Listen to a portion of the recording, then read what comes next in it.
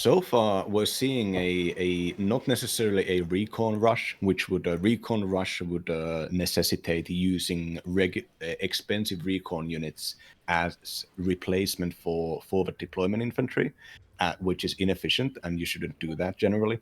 But having more than 5 recon units going up north signals a pretty concentrated aggressive strategy at the north. The southern side on this map is generally sent to is generally kind of way less contested, and we're not seeing any forward deployment units, not even recon units are going to try to contest the southern side. So I think Yukipo is kind of going all in.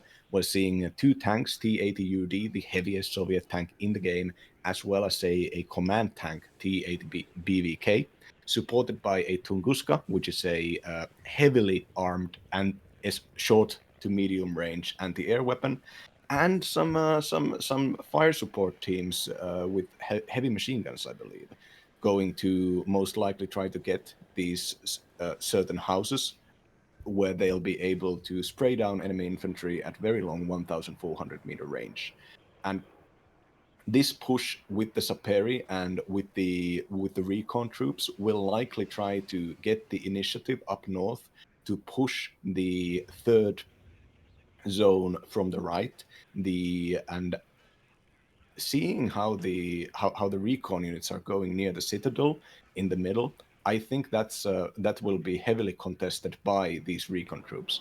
I don't. Yukipo is not driving the troops right in there. The troops are going to be unloaded and then walked in, which is likely a safety precaution against air rushes or helicopters. Helicopters, especially ones with rockets, such as the Cobras, can very easily deal with forward deployment infantry and recon, especially if those recon units are concentrated, and especially if they are protected by a fighter, which third US has the best fighters in the game, the F-15s. Yeah, and it's So gonna be interesting to see what Burfex has in plan here to set that all up, as we have him being scared of helicopters, it seems like, with a lot of AA there, and one big armored push to the south, it seems, which is quite interesting, as that's kind of where I would expect Yuki to go, but it's actually where Burfex is going. Just not playing the normal strategy here, throwing a bit of a curveball to the opponent by having the units go south here, and yeah, being worried a bit about enemy forward deploy helicopters, being a bit worried about Spetsnaz most likely as well. But yeah, it's actually Yuki playing more the playstyle that I would expect third to play, whilst Burflex with the 119th playing this the way that I would expect 119th to play here for the south, where forward deployment usually can capture it quite quickly, but Yuki are not using the Spetsnaz at all, just going normal heavy tank division. The question is, can that hold out against the endless TOTU variants that you can get thrown upon by the third US? yeah, I think this the not going up north, I believe, is actually because Berthax doesn't want to fight. If you could show the players, Chesk, click the unit, the player cards. Yes. So the Citadel allows excellent sightlines into the area between Charlie and Bravo, but the leftmost back point, the 2-point zone on the which is currently being taken by Berthax, that is extremely easy to defend when you have this area with the TOW2 missiles. So, do you think that that Berthax is predicting Yukipo is going to strike all in up the north and is preparing to fight a long game in which the counterattack will be sent from the back point at the later date, whereas the and the enemy battle group is kind of the offensive advantage is going to be negated as the game goes on. Yeah, BRDM here moving around as well. BTR 60. A lot of light vehicles here from Yukipor that can mold down infantry, but they can't beat Bradley or a similar IFV. So they will have to run away from those heavy forces here. M1A1HA and M1A1 leader pushing forward, and that is going to be a big one. Yeah, as we have the beautiful big boy here rolling forward. And it's going to be a tough time here for Burfex to for Yukiport to stop that, as Burfex seems to be quite ready for this. Yeah, the HA Abrams and the command tank, the command Abrams, supported by the two or three Bradleys, is immensely more powerful than just having the two tanks on their own. Bradleys can't really take tank shells because they're only infantry fighting vehicles. They can generally survive a single hit at long range from a weaker weapon. But if the tanks are out there in the front doing the spotting, taking the damage, taking the enemy hits, that'll make sure that the Bradleys will be able to fire a couple of missiles in a pretty short fashion, a quick succession. Yeah, really light opener in the north. If Yuki realized that, Yuki might be able to push even deeper, as we only have a sniper and a TOW 2 up there, not even AA, so that is all set here for a long game. Burflex wants to play this chill, only capturing the south, taking one more careful steps down there as well to really have the full one, and that is 2+1 zones down here, 2+1 zones in the north for Yuki, so the situation should be a draw here in a second, and then we will have a long game ahead of us, most likely, with both sides slowly but surely trying to get a position where they can't strike one of the enemy conquered zones. TOW 2 not going anywhere, and yeah, this is going to be interesting. Yeah, you can see the Yukipo is actually holding the heaviest tank way up there in the back line, even though the command tank is pushing up with the rest of the troops.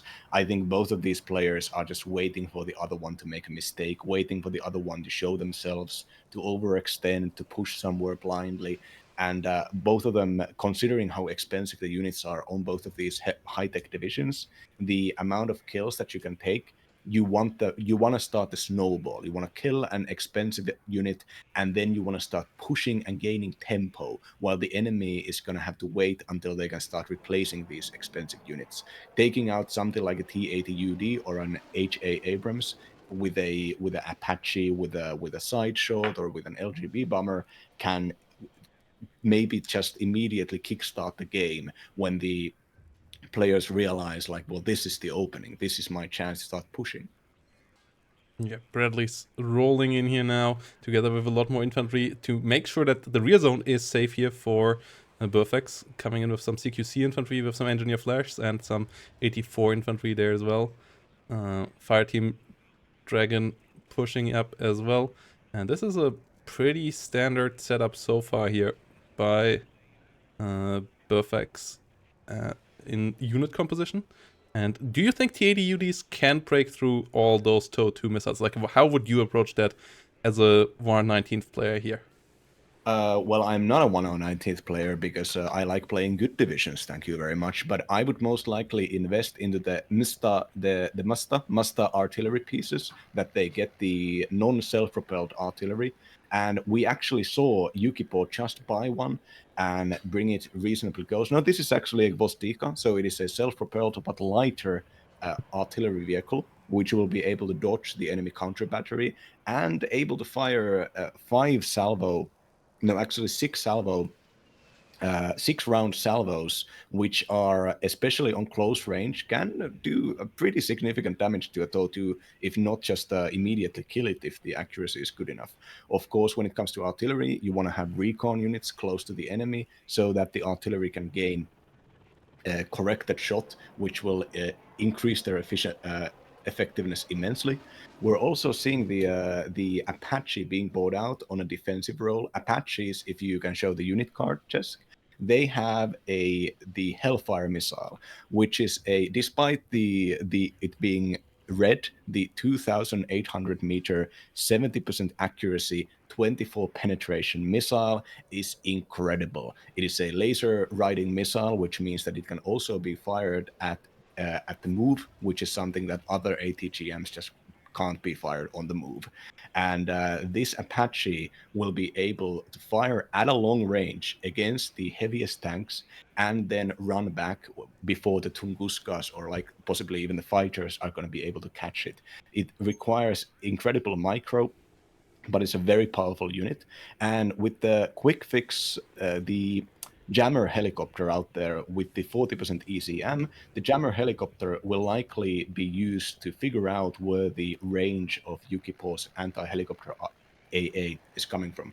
Another, this time a heavier NATO artillery piece, 155 millimeter gun, the M109A2, will likely start targeting these few concentrations of buildings that are currently held.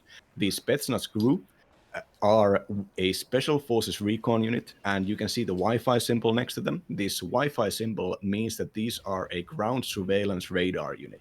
Ground surveillance radar allows them incredible a better optics than others, and when it comes to tank fights, optics and recon are everything. You want to have your tanks see the enemy tanks while the enemy can't see you. And on the other side, other hand, the recon of Berthax is only with snipers who, despite having amazing stealth, don't actually get as much of recon potential as the Spetsnaz crew, and the six-man squads are way more resilient to artillery fire than the two-man sniper teams. Yeah, it is quite interesting to see how passive both players here are so far. As the units that died so far are, you can count them on one hand. We just saw one more Bradley falling in the fight versus the TDUD. The good thing about the Soviet tanks on the long range map like this is that they have 8 on their own. They have those gun launched 8 with the reflex that even have good speed and great range. So they can defend themselves against 8 carriers if they can spot them. But the Bradley is obviously a good bit better than the best 8 that you have IV on the that you have on the other side with the BMP-1. And here we go, first plane out. Quite risky though to bring that LGB bomber into an airspace where F-15s could be lurking around everywhere. Yeah, I think this LGB bomber out there is in the reserve. It's waiting for the first expensive tank to bring out to show itself. The F-15s are going to take like 3 seconds to call to the battlefield, despite them being very fast planes. So if the LGB plane can manage to drop its bombs, go back and run, they might actually get in there before the F-15 gets in range. But this is another plane actually in the southwest corner. Berthax is calling a plane. You can see it on the minimap there. Berthax is calling the Eagle. So in this game there is a mechanic or bug called sound scouting, which is the fact that you can hear loud engine noises even when you don't have vision. And it's possible that Berthax actually heard the LGB bomber and pre-called the F-15 to counter it. And now the LGB bomber going out there, striking against the H8, getting the kill immediately with the F-15 quickly in tow. The most heaviest American tank taken out right at the, well, not the start of the game. Oh, and we have the F-15 going down as well. We have, as you said, 27s here coming around. The LGB went down as well, but still a fantastic trade there in the end. You don't have many LGB bombers to come up after this, but killing off an F-15 here with the Su-27s is pretty big as well. And yeah, those HAs are lower numbers. You only get 2 cards of those. So losing one early on here means that the tank fights really get pulled into favor of the TADUDs here. Yes, Spetsnaz have been called in the best close quarters infantry, killing infantry, have been called to the tree line to start challenging the control over the forest hill next to the northern points there. That likely will not lead to anything except a stalemate, but a stalemate is a preferable outcome to both of the players for if the option is that the enemy can start moving troops around this forest. Having the tactical control over this forest allows you to have to start moving tanks, even infantry fighting vehicles, and all kind of stuff close to the very expensive, the very important 2-point back point that Berthax wants to defend. If the back point is on the leftmost side is actually lost permanently, that is something that Berthax that is a game-winning condition, but it is extremely difficult to take. Yeah, we see some helicopters there. We see the double Guadzika trying to find kills. On the other side, we have double MR19 as well. Both players really chilling out so far, but the forest fight's going Burfax's way. Pushing towards Spetsnaz and Saperi there, though. That most likely not gonna go so well. Well, it's the TOW2s in the south now under fire. Yeah, you want to kill every single TOW2 as fast as possible so that your TADUs can roll forward later on, but the damage not quite coming in here. The TOW will be able to disengage as the salvo not landing perfectly on target there, and the Gwozdika not the highest amount of DPS with only 122 millimeter. Yeah, do you think that it's actually another fight? The Su-27 actually beating out the F-15. The Su-27 is a slightly slower plane, but it does have more missiles. Yeah, and So it was a taking 2 out, versus 1 as well. One Su-27 oh, biting the dust as well, but killing another F-15, and that's a cost-efficient trade. Su-27, slightly cheaper. Uh, Highest quality fighter that the Soviets have, together with the MiG-31, and yeah, does the job there really well, killing off another F-15 by numerical advantage, and trading well there as it's 20 points cheaper than its NATO opponent there. yeah, Yukipor sending the BRDM-2 recon car the long way out, gaining information on your enemy's reinforcements is incredibly important because it takes time for stuff like tanks and even regular units to reach the board. So knowing in advance what is coming will allow you to both buy your own troops and own units to counter them, but also to position your AT missiles up front, position your recon to expect it. Yeah, Engineer The Flash players, and Stingers here being pushed back by a lot of light vehicle. Yukipor being up 77 points to 52. That is uh, Cruiserboy, the Mi-8 supply copter getting taken out. That is a 1,200 supply, I believe. Almost a full helicopter getting sniped out by Berthex's artillery. yeah, counter battery coming in against the infantry in another TOW 2 position. But once more, great micro there. Burfax knowing that this is his win condition as well. Not letting the TOW 2s being killed, as they will be really crucial. I just see currently also a hard way for Burfax to push in anywhere. We might see more M1s. Ooh, the next Su-24 that can find another H. Abrams, that would be big. As it is sharking around, and the Su-27 protection for it is really helpful. Another F-15 being called out. 1v1 fight here. Ooh, both sides taking damage. Both sides evacuating. Stinger not getting a hit in. So in the end, relatively uneventful there, but BRDM seeing everything. Fantastic movement there. Yuki really getting the sneak in there into the rear line. And the Su-24 is still unharmed and still around, so it could come in for a good strike here. Oh yeah, the BRDM can actually spot for the LGB plane.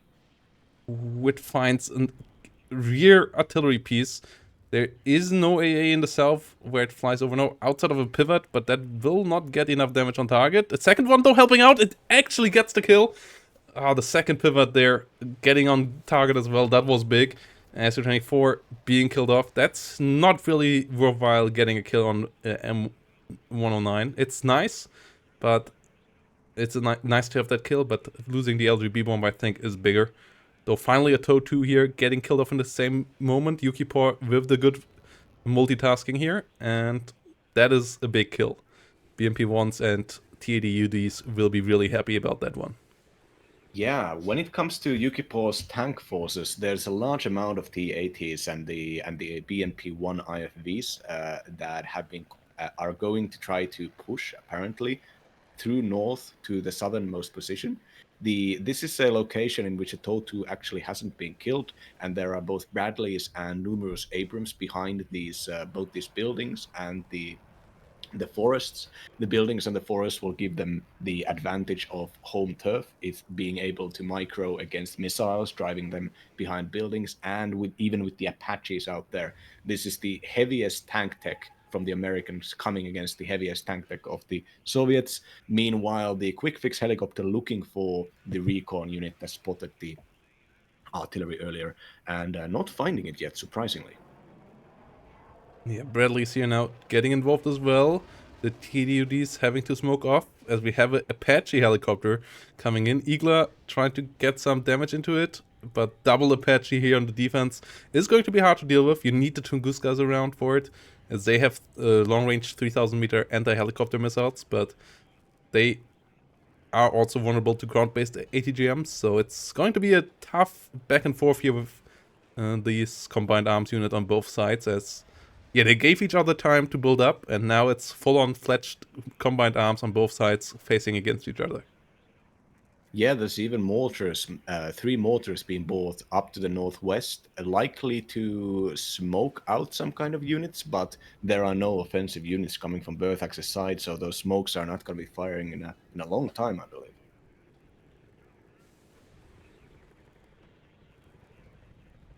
AJ Abrams missing with its most powerful AP rounds in the game, trying to take out and taking it big hits coming in on the command tank at a TOW2 Oh, missile, taking it out. The T80 BVK is not the heaviest armor; it's just only 17 armor as compared to the T80 UD's 21 armor, and picking it out there. but Not the M1A1 necessarily. on the other side going down as well. So a CV tank for a CV tank. Everything is balanced once more. Blood for the Blood God. And BRDM2 going down as well, as the rear line unit finally got found here by a quick fix and the Apache. Good hunting there by Burfax, realizing that something must have spotted those M109 for the LGB to be on target. So yeah, not letting that slide, finding the perpetrator and getting the kill. Well, it's the TOW2 here still being obnoxious. The TDUD is on target now with its main gun, and the TOW doesn't see it, doesn't have any recon units around it. Finally gets the spot, but yeah, you don't want to risk the TOW2 there. So disengages, will get repaired, will go back up to 3 hit points. One of the big, strong things about TOW2 teams is that they have that extra hit point over other ATGM teams, so they actually can take 1 or 2 more tank shots, and that really helps them out a big time. Yeah, the artillery piece also coming up. So Yukipo investing even further into artillery. Artillery in this game is generally not the best offensive weapon. You want to have your units on the board attacking a zone instead of behind the line and trying to bombard buildings. But when it comes to this kind of static warfare, having enough artillery to burst down a tank in a tank that the enemy has accidentally put into your recon range. The Motostrelki BMP are not recon units, but close by they can sneak in through those tree lines under cover of the tank fire superiority, and if they can get close enough, they're both expendable and they can spot the tanks in the forests. So having targets for that artillery will likely be a way to, if not destroy, then at least drive out enemy tanks. Spetsnaz with their close quarter shot trade activating, doing incredible damage and massive rate of fire with their close quarters weapons, the carbines as well as the flame launching RPOs, fire causing forest fires and destroying the enemy's cohesion. Special forces having their cohesion at high, they retain both their speed and their rate of fire, whereas the lower veterancy regular troops getting fired out are routed because their cohesion ran out.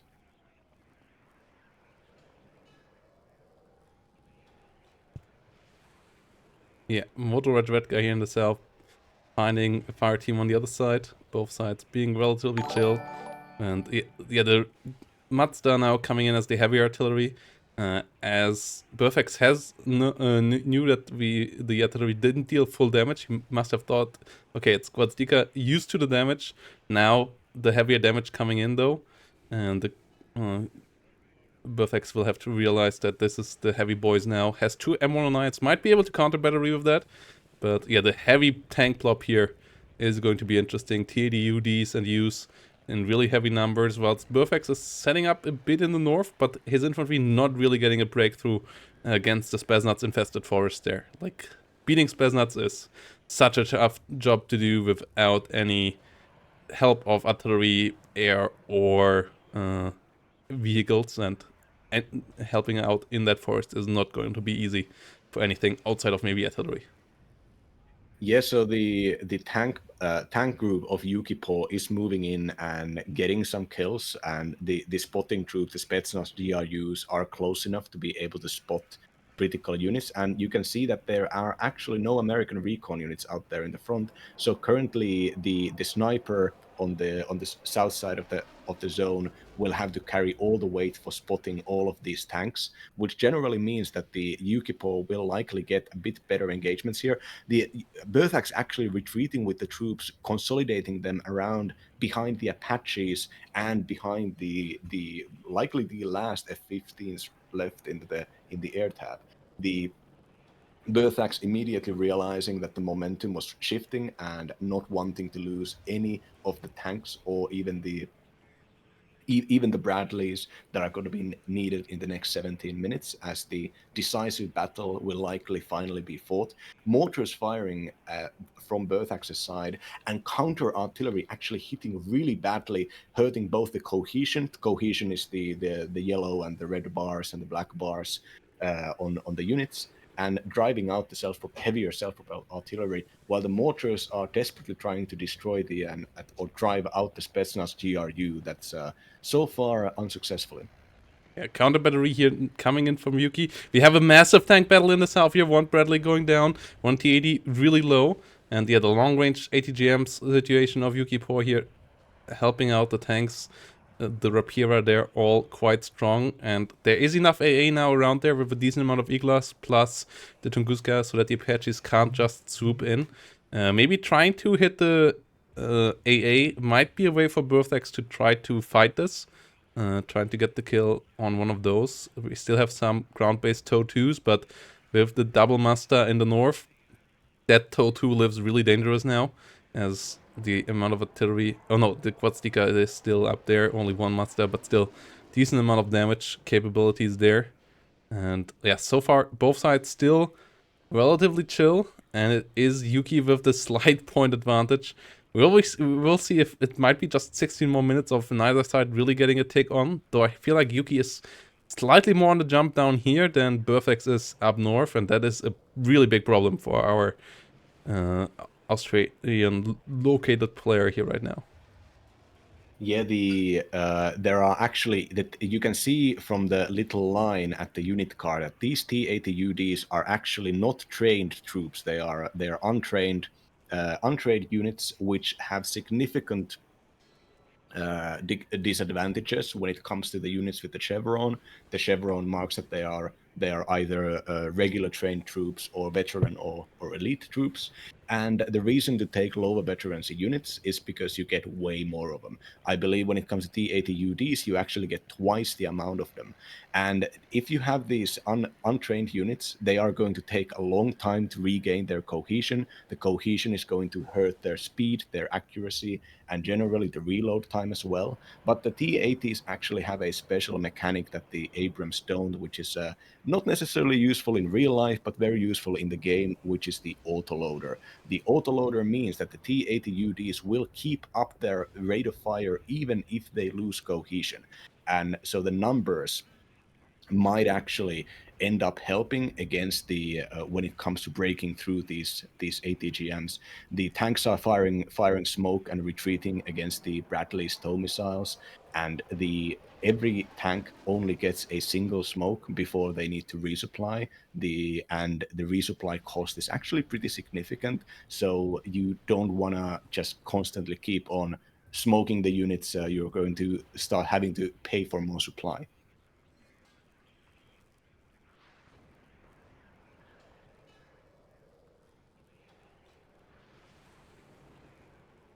And yeah, we have both sides still sitting up north here. The constant mortar fire of Berthax doing a bit of damage, though it isn't achieving a massive amount.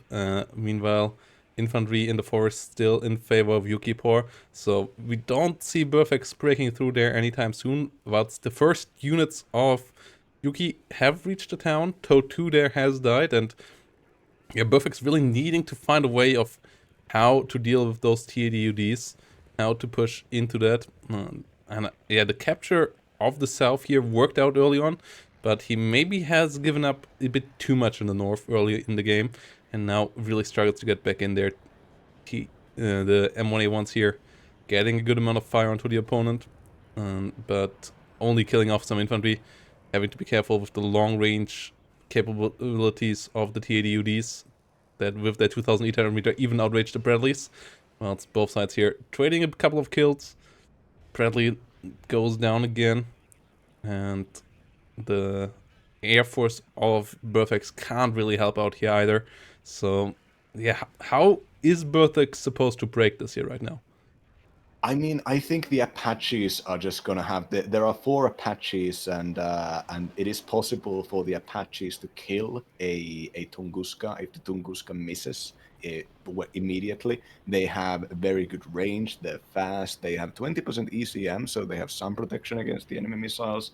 And the Abrams are faster than the Soviet tanks, and they have better sights and guns as sights and stabilizers in their guns.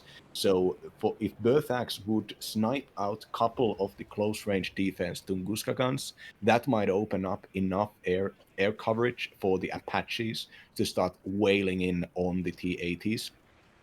And considering that the Apaches can so easily run back, they'll be able to keep up the fear of Apache strikes on the T-80s, forcing Yukipo to delay the offensive, to buy more AA, to push with more AA.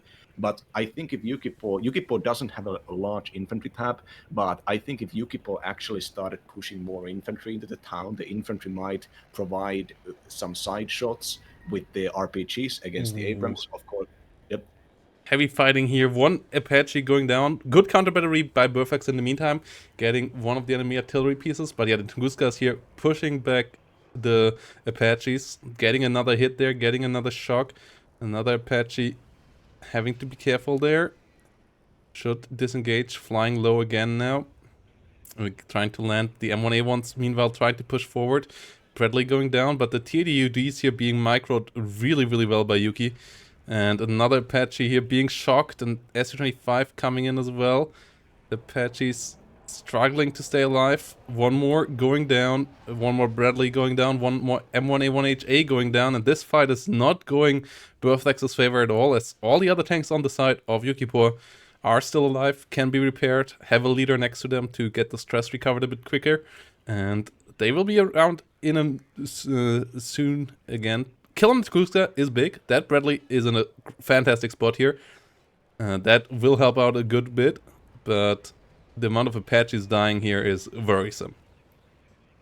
Yeah, up north there actually have been reinforcements with large amounts of infantry from Berthax, but I really don't think even with that amount, I think this is a kind of a desperate move here so far. Even if they can kill the Spetsnaz and they can push and start threatening the zone, Yukipo has so much defense in depth, so much fire superiority out there that I doubt there's going to be a lot of tactical flexibility in this push up north.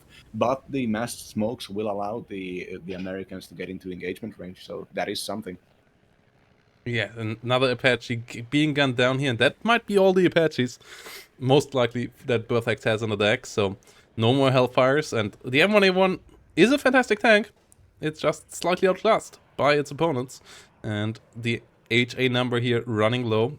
HA better gun than the TADUDs, with 22 penetration, but the ATGM, the long-range capability of the TADUD there is quite big. 21 frontal armor, 22 penetration.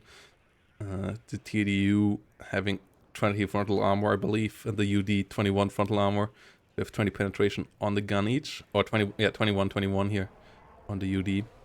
So one less penetration, but it has that long range ATGM, which has done a really good job here. And yeah, 19 frontal with 21 penetration on the TDU.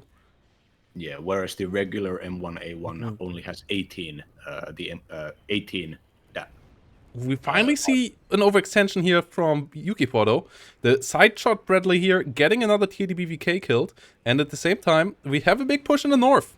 So these TADUDs here doing a decent job so far, but might run out of power here, and this infantry blob is quite something. It's mostly half hit point squads, so it's not as impressive as it looks, but it's still a lot of firepower here, and that smoke wall is quite scary. MTLBs here getting destroyed, and the Bradleys, if there's nothing here that can shoot at them, will just delete any bit of infantry that comes forward. So this is actually potentially turning the game around there for Berthax. He only has to survive in the south, though that only bit is going to be harder done than said. Yeah, I think there's a helicopter right now taking positions, and there is no dedicated anti-air in this push. So I think this is Berthax. If Berthax just push the chaparral up a bit further, that could open up that could actually turn this into a real push. So far, it's we're just gonna the helicopter is gonna methodically wipe out every single infantry squad with its cannon. Yeah, and the tanks down here of Burflex need to disengage. There's still too many T-80UDs. And one more M1A1 HA does fall, the HA leader disengaging. We have a couple more Bradleys coming up. The CV is going into the north now for Burflex here. That is big. But yeah, the Mi-24s there are the issue. There is a Chaparral coming up slowly now from the rear. And we have the Bradleys now coming in the south here. They just have to avoid the T-80UDs directly, though. They don't want to be shot immediately. Oh, no. They want the Strelky there in the building, getting a kill. Getting killed off now, but M1A1 there in a risky position as well. Showing side armor, but not getting hit. Of course, M1A1 when it HA comes versus T80UD. The HA is really heavily stressed out. Still accurate enough to find a hit, though. So the U will have to be careful. The HA has the better gun, and it gets the kill. That's an important another kill here. Though, yeah, both sides now having captured one flag of the enemy. And the push further up north here won't be easy as the UD is now on the way. And we only have Dragon ATGMs, which will deal 1 damage a hit. And the Spesnuts and Saparis here trying to come in from the rear to be a bit annoying as well.